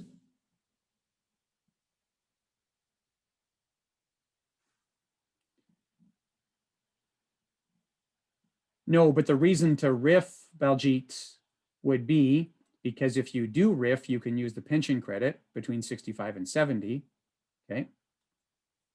But an RRSP withdrawal does not qualify for the pension credit no matter how old you are. Okay, 100% Connor. Yeah, the pension credit, absolutely. Pension credit, age credit, these are all valid financial planning concerns.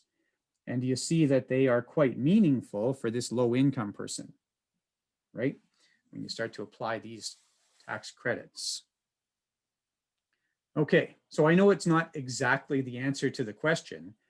My point is, it's only a $2,000 credit, Shika. No matter how much you take out of your RIF, the maximum pension credit is a $2,000 credit. You see, I showed a $2,000 credit against a $5,600 withdrawal.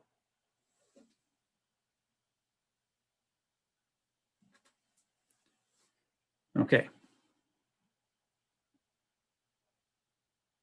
I could just do that, Baljeet, but I would prefer to get more out of the RRSP. I would prefer to strip more out, get more into the TFSA, and not ruin my GIS.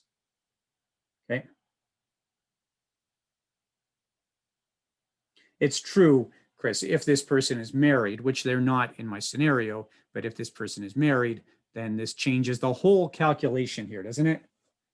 Then I have to go back and redo everything right from step one. Okay, including things like, yes, multiplying the pension credit. Okay, all good?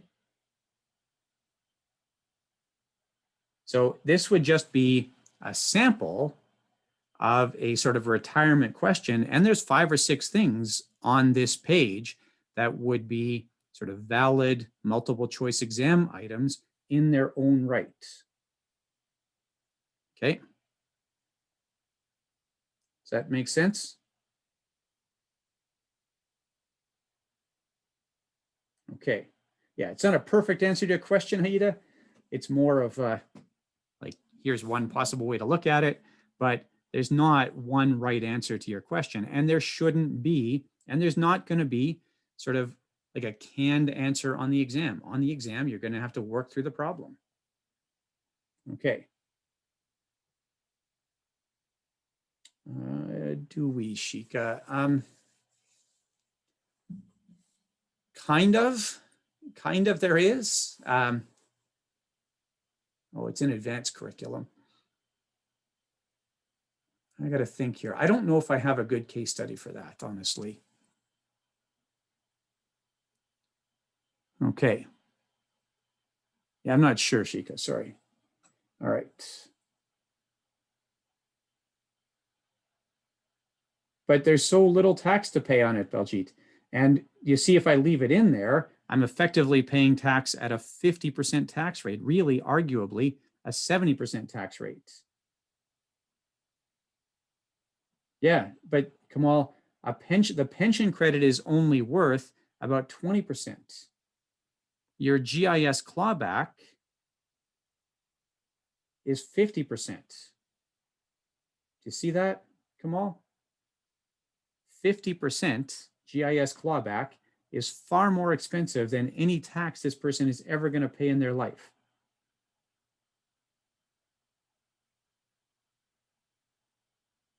Yeah, so Shika, you get the pension credit. I'll just jot it up here for you. It's a real short list, honestly. So the pension credit depends how old you are. So at any age, you get this if you have DB income.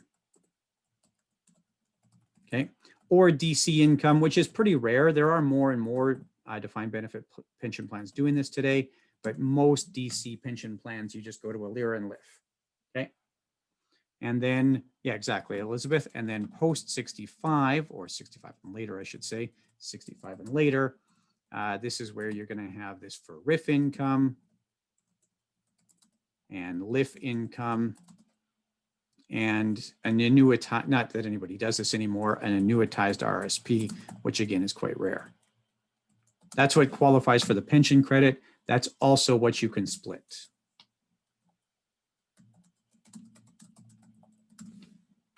Okay.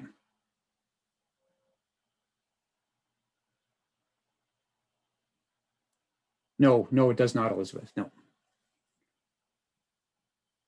Okay.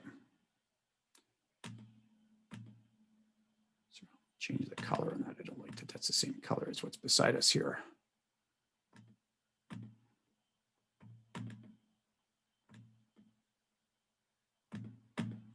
Okay. Right. CPP is a different beast. Okay. CPP is split under a completely different set of rules than the pension credit and pension splitting. You can't split the same amounts. The calculation is different. How you split it is different. CPP is a completely different beast. And you're better off to think of those as two, and they are, to think of them as two completely separate rules. So you can't have DPSP income, Elizabeth. Okay.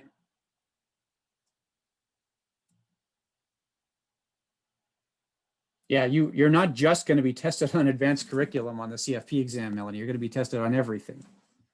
Okay. Good.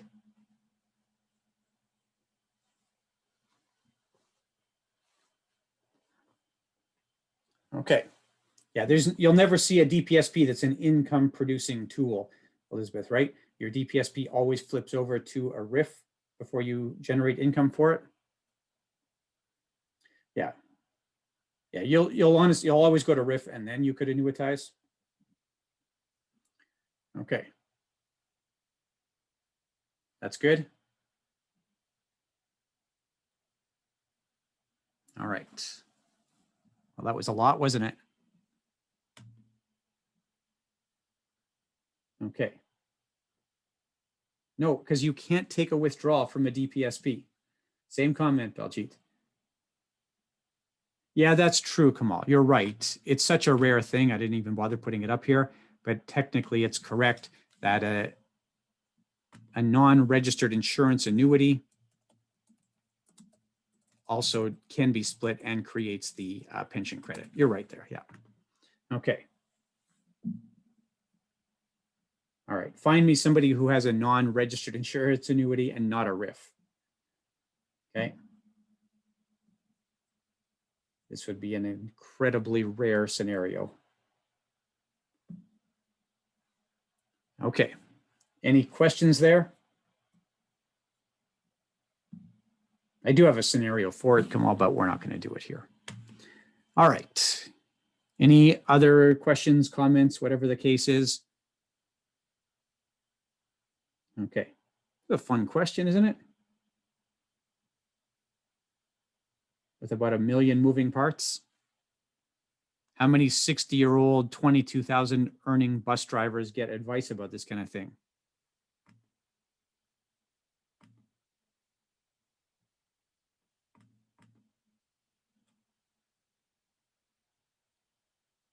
Well, Michelle and I saw some people get this advice last night and probably makes a meaningful difference. Okay. Well, I don't even know what the question was, Kamal. All right. What do you got here, Elizabeth? Can you claim the pension income amount? And you've got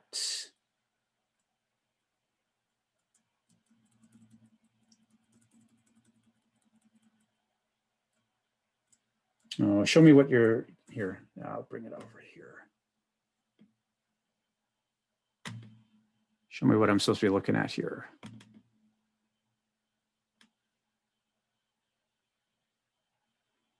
Okay, less than 65. Okay, so I know they show DPSP income on here. The only time you're going to have DPSP income is if the DPSP actually paid out. But honestly, you're not going to see DPSP scenario. And your regular annuity, okay? So, or your income averaging annuity. This is what you're looking at here, Elizabeth. This is from the death of, yeah, spouse or common law partner who was getting annuity income post 65, okay? And actually the curious thing about that income is it actually does create two different results. So you can claim the pension credit here, but actually you can't split it, okay? Good. Yeah, it's honestly, that is such a rare scenario. Like don't get your head wrapped up into these rare scenarios. The exam is not going to focus on these incredibly rare scenarios. This is not a typical arrangement, okay? Focus on kind of what's normal, right? On financial planning scenarios. This thing would be so specialized anyways that you would be working with the accountant, right? Year of death of somebody who has an annuity with a surviving spouse, you'd be working with the accountant. I wouldn't suggest that that would be, it's true that DPSP is taxable like a RIF, Baljeet, but again, this DPSP income is only death of a spouse or common law partner. Honestly, this is my problem with studying from the CRA website, okay? That when you study from the CRA website, it is 100% absent context. Yeah, there's zero context here. Okay, what would be wonderful if in the far right-hand column, we said number of Canadians who use this in a typical year. Okay, and I bet you that this number is like 300 people. Good. Okay, yeah, not realistic though, Trevor, right? Okay, I would honestly 100% not study from the CRA website. The Service Canada website is good. Service Canada website does a good job with benefits. The CRA website, awful. Okay, and honestly, has a lot of errors on it as well. Nice, Trevor. That's funny. Okay, when you start to look at CRA's discussions around pensions, for example, they have a real problem, okay, with getting the facts right. There's a lot of places that they present something that would be variable by province, and they present it using only the federal rules and give no further explanation. Okay, I would be really cautious with studying from the CRA website. Okay. Yeah, we're good. I have that slide later on, Baljeet. I did add that to my notes for today. Trevor, do you want to show me what you were talking about before?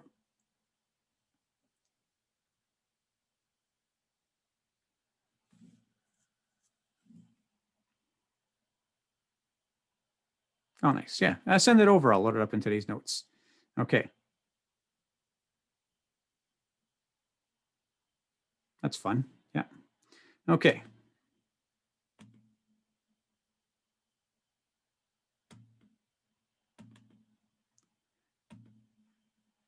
I'm a big fan of building those kind of study tools. I know, Elizabeth, you've done some of that too, right? I like that kind of thing where you sit down and work through a problem and really build your own study tool. So yeah, it'll be in today's notes. Trevor will email it to me and I'll throw it into today's screen caps and so forth. Okay, let's take 15 minutes here. And we'll go through puts. Maybe I'll need 20 minutes. I might go a little bit into coffee. Yeah, it's really good. And then we'll still have our proper coffee break though, don't worry. Okay, so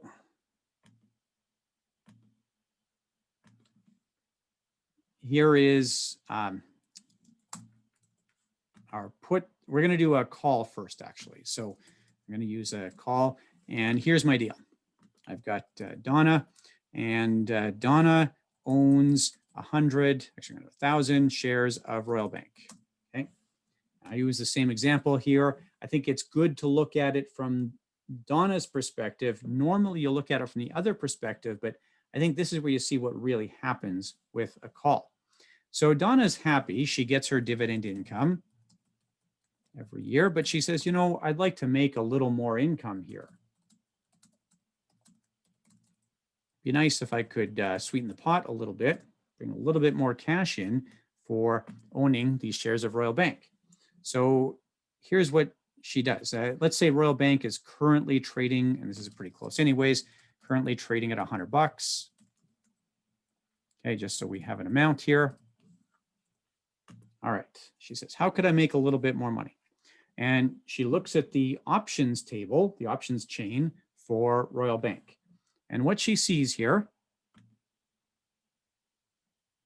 so we are in October, she sees a January 102 Royal Bank call option. Sorry, January Royal Bank 102 call. Sorry, I didn't quite catch that. Sorry, Siri wants to participate here. So she sees a January Royal Bank 102 call. And she says, and it's currently priced at $1. Okay, that is if she writes 1,000 of these options, which really means sells. So she sells or writes 1,000 options, she would get $1,000 for $1 each. And this means that the market has determined that there's some degree of likelihood that Royal Bank's share price will break through $102 by about the 20th of January. Okay, the expiry date varies, but it'll be about the 20th of January, the third Tuesday in January. Okay, so she says, all right, I'm going to write these options. Now, I just want to ask a question here. If we compare this to, let's say, a November Royal Bank 102, is this a more likely or less likely event? Is it more likely or less likely? Yeah, that's right, Baljeet sells it, okay, or writes the option. She's what's called the option writer. Is that true? That it would be more likely? I think it's a less likely event, isn't it? Okay, by definition, the November thing can't come true without the January thing coming true, right? So this is a less likely event. And so this price is going to be maybe 40 cents an option, okay? Basically, the market is saying that this event is about 40% as likely as it hitting $102 by January. Is everybody with me there?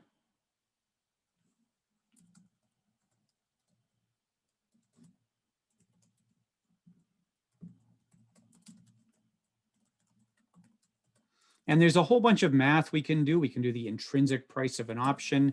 We can do Black-Scholes to calculate the correct price of an option, but whatever, none of that matters. It's just the point of what's more and less likely. Or maybe I could look at let's say a January Royal Bank 106 call. Okay. And now, is that a more likely or less likely event? That's again less likely, right? And so maybe this thing is priced at 25 cents an option. And so the market is saying, that is other traders, people who do this, are saying it's about 25% as likely as hitting $102 by January. Okay, and that's really all it is, just a series of more likely and less likely bets. Now, because it has to hit $106, Jennifer, right? It's got nothing to do with puts, calls, or whatever the case is. Royal Bank's currently at $102. If you and I were just taking straight bets, Jennifer, would you rather bet me that it's going to hit $102, or would you rather bet me that it's going to hit $106? Okay. Okay, that's it. And that's kind of what an option is. It's just two parties, what we call counterparties, betting against one another. All right. Now, this is what we would refer to, let me stop using that word. We would refer to this as an out of the money option. So January Royal Bank 102, this is an out of the money option.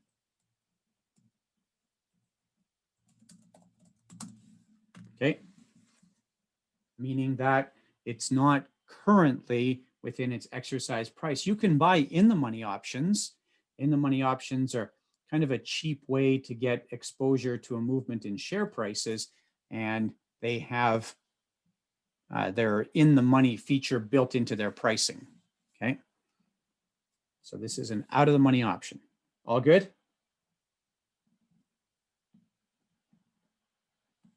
All right. So on the other side of this, I have Eric. Okay. And Eric says, I think Royal Bank is likely to go well over $102 by January. Okay, he says, I think this is a very likely event. Now, what he could do, he could buy shares of Royal Bank. Okay, let's say he has $1,000, just for the sake of argument, he's got $1,000 here. So what he could do is he could buy 10 shares plus his commission trading price, whatever the case is. So he could buy 10 shares.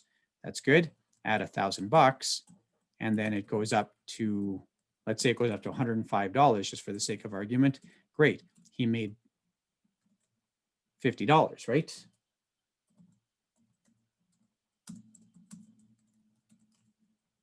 Which is nice, that's not a bad return, but it's not exciting. He's not going to get rich like that. Everybody with me there? It's kind of a boring way to make money, isn't it? Make $50 here and there on these stupid little transactions. So instead, what he does, he takes his $1,000. He says, you know, I think this is a likely event. And he sees that Donna has written 1,000 share or 1,000 options here. Now, Donna and Eric never actually interact with one another. This is all done by a market maker. There's an intermediary here who facilitates these contracts and makes the whole thing happen. So Eric buys 1,000 call options. Okay, he is now Donna's counterparty. He's on the other side of the bet that Donna's making. He pays, like the market demands, he pays $1 an option because he thinks this is a likely event. At this point, what is Eric hoping for?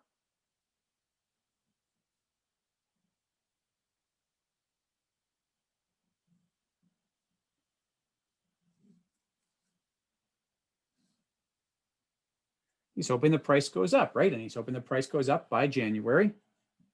Okay, so let's see how this works. We're currently sitting here in October at $100. And currently, as we said, This option is out of the money.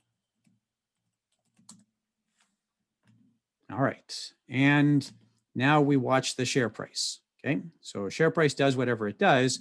Now, at some point, it might hit $102. $102 is what we would refer to as the strike price for this option. That is, at $102, Eric could exercise the option.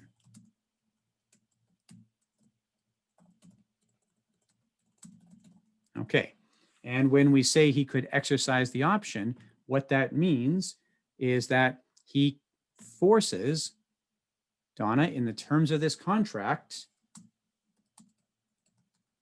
requires Donna to sell him shares of Royal Bank at $1,000, sorry, at $100 a share. And then what would he do with those shares?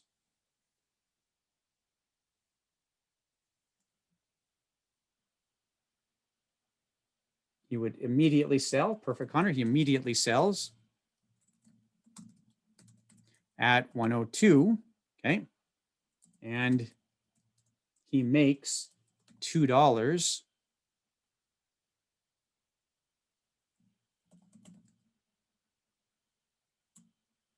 Oh, sorry, I apologize. Not $100, at $102. Whew, sorry about that. He requires Donna to sell him their call option at 102. Sorry about that. Okay. So here, he makes nothing.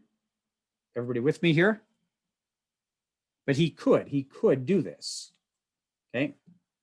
He makes zero. And remember, it cost him $1 an option. That's right. So what price does it really have to get to for Eric to do this and be profitable?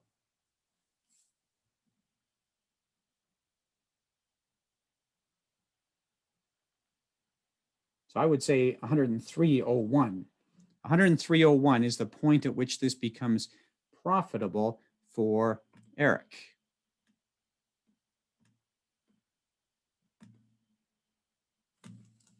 Because that's where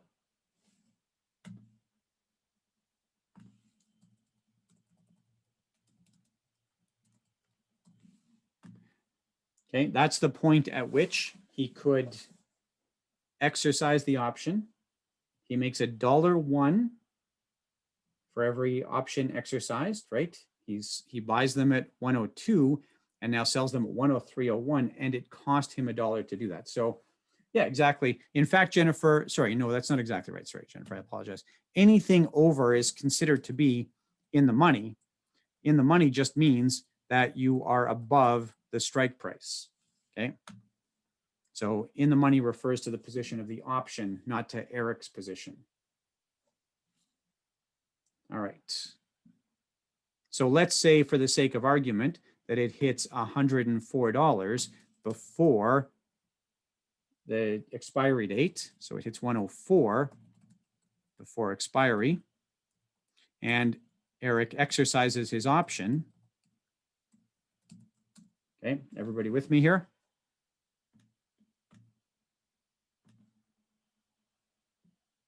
But he wouldn't, come on. But that's what would happen if he exercised. So that's why he wouldn't exercise there. Good? So the strike price is written right into the option. Remember, Connor, I said that Donna looked at the options chain and she saw a January Royal Bank 102 call. So she doesn't decide what that is.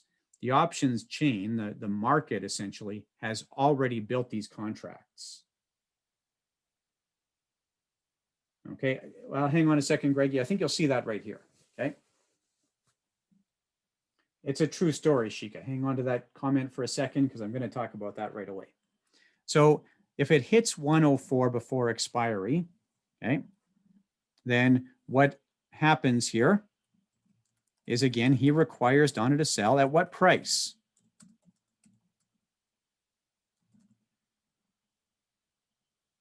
$102. Exactly. Olu, good stuff. Okay. And then he simultaneously, and this is how he doesn't actually have to come up with the money to buy Donna out, because he simultaneously sells at the market price of $104. Everybody with me there? So he makes $2 on every share. But how much did he have to spend to get himself into this position? What was his original cost here? Yes, exactly. He spent $1. That was his option price or option premium. That's what he paid for them. So his profit here, ignoring taxes, is $1 per share or $1 per option exercised. Okay, you see then, Greggy, why at 103.01, he's going to make a penny per transaction? It's not an exciting amount, but it's profit. Okay. Is everybody with me here on the fundamentals here?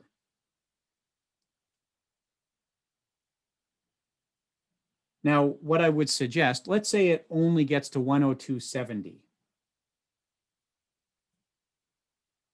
She owns the shares, Olu. It's Donna who owns the shares. Okay. Donna has done what's called a covered call, right? Meaning she owns the 1,000 shares. If Donna didn't own the 1,000 shares, she could still write this call option. That's still allowed, but she would be in a naked position then. Olu's right. And that means that when Eric exercises, she would have to go and buy the shares and then turn around and sell them to Eric. Okay. So yes, what we have here is what's called a covered position, a covered call. Yes, it certainly is, Jennifer. That name is deliberate. Okay. That name is deliberate because it's supposed to indicate how risky it is. All right.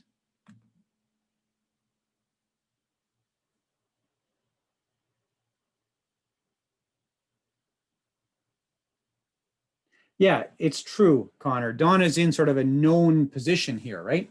And we'll talk more about that in a minute, right? There's more to that. Now, what's Donna hoping for out of this whole mess? What's Donna's hope or intent here? Yeah, the price drops or stays the same, right? Anything that doesn't get it to 102, she probably doesn't want the price to drop because she actually owns the shares, but Donna hopes that the price doesn't break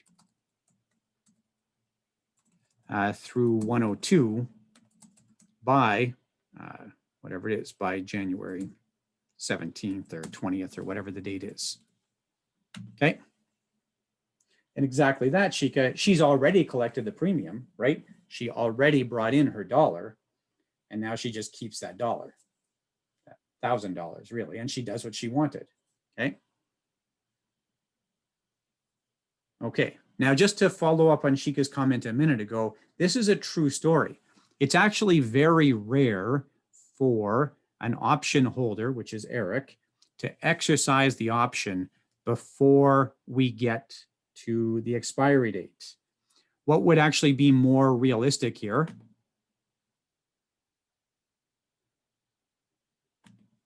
Okay, what would be more realistic is that Eric sells the option and now it's an in the money option for $2. That's the profit, right? Plus what he originally paid. Oh, sorry. Yeah, no, $2. That's right. So for $2 per option. And it's exactly the same result for him. You see that? He still has the same profit here. It's the same result. And now just somebody else owns the option. Okay. That's what you were commenting on before, Shika, right?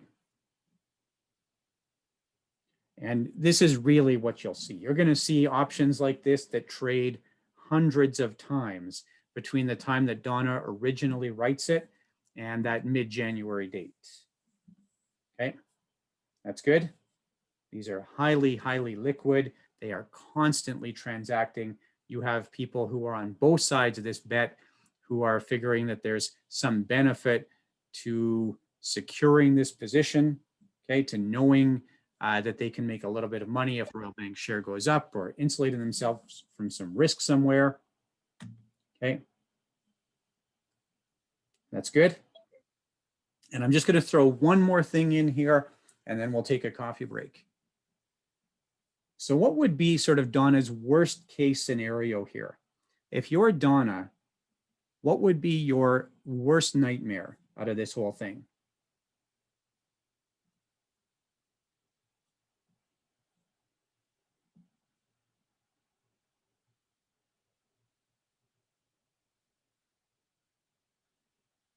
Yeah, okay, there we go, Kamal, right? So let's say that, nice, Kevin, that's awesome. Kamal and Kevin have substantially different dreams here. All right, but that would be the worst case scenario, wouldn't it? That, I don't know, let's say as the COVID mortgage deferrals wrap up, it turns out that Royal Bank did a wonderful job of managing its risk on the mortgage deferrals, and Royal Bank comes out of this thing looking just shining, and the other big banks all did a terrible job with their mortgage deferrals, and they all take a bath. Good? Yes, but she didn't write a naked call, because she wrote a covered call. So let's ignore that, right? And the higher the price goes, still the worse that is, right? If she writes a naked call and it hits 104, not so bad. But if it hits Kevin's $370, now that's a really bad outcome, isn't it? Okay. So what Donna might do, okay, as a form of insurance, a hedge here. Okay, remember, she took in $1,000 from Eric, right? Everybody's with me here? So the put protects her if the price falls, Michelle, right? The put pays off if the price falls, but she's concerned about the price rising. So she took in $1,000 from Eric. She looks at that January Royal Bank 106 call. She takes $250 and buys 1,000 January Royal Bank 106 call options. Okay. And you see what happens here. Now, if the price does hit 110 or $376, she doesn't mind, right? She's insured her risk. Would everybody agree with that?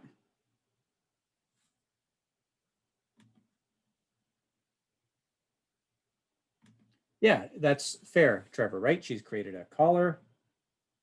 Okay, it's very much, it's insurance. It's like a stop loss, Jennifer. Yeah. So now if the price hits, let's say, $114, just for the sake of argument, let's say it gets to 114. Okay. So what would have happened here is, yeah, she would have had to, so she's got her 102 calls, and then she's got the 110 calls. Okay. So she loses here. Agreed?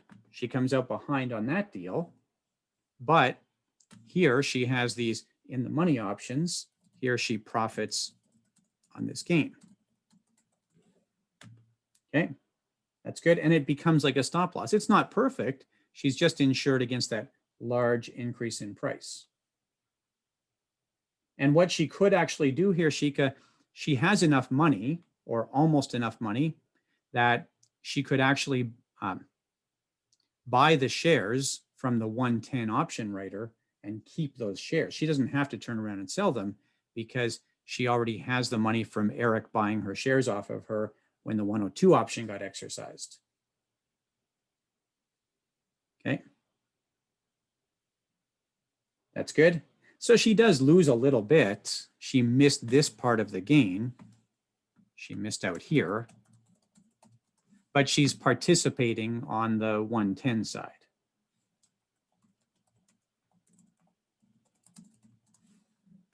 Okay. I just made it up. Michelle, oh, sorry, I did 106 up there. I apologize. Let's change that to 106. Sorry. I don't even know how I'm going to fix that now, Michelle. There, I did it. Sorry about that. That's better, eh? Okay. Good pickup, Michelle. Thanks.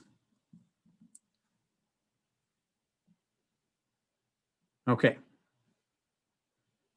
Are we good there? Does it make some sense?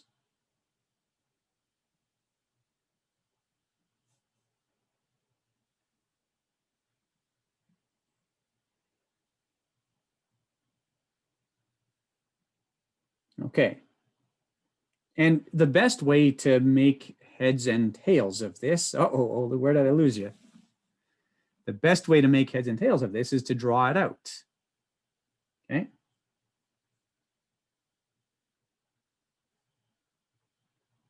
Just to sit down and draw the thing out.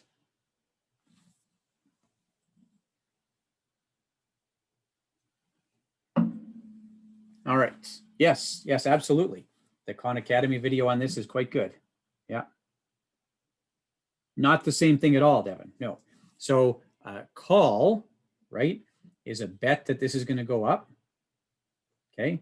A put is a completely separate contract and a bet that it's going to fall. So what would be more likely here, if Donna was concerned about a drop in share price, she might buy a put option as insurance against a drop in the value of her Royal Bank shares. Yeah, exactly, Olu. Okay. And with puts, Devin, we don't really get into a naked or covered position. That doesn't matter so much because you're not selling the shares that you own, or you're not required to cover that position the same way. Okay. All good?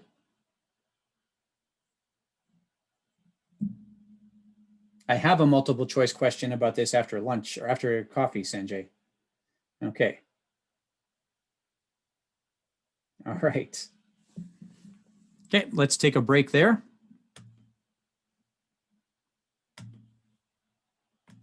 I've got 13 minutes past. Sorry for going so long into the break. 13 minutes past. We'll take a 15-minute break and we'll resume at 28 past. I guess if anybody soiled their Depends, you can send me a bill. All right. We'll see you back at 28 past. Thanks.